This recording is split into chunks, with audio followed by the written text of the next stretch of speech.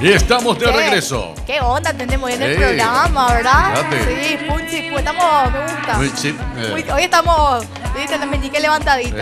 Bueno, voy a leer los mensajes y muestro mi truco, ¿les parece? O truco y mensaje.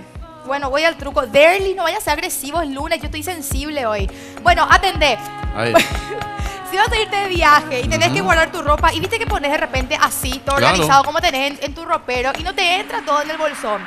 Atendé lo que tenés que hacer, Henry, es súper fácil. Vas a tener tu ropa, lo vas a doblar normalmente y después vas a hacer el famoso arrolladito, enrolladito, como quieras. ¿Qué haces? Agarra, lo pones acá y vas haciendo esto. ¿Y sabes qué es lo mejor de esto? Que la ropa no se arruga y ocupa mucho menos espacio. Lo van a ir poniendo así, lo vas a organizar. Lo mismo puedes hacer con los pantalones también.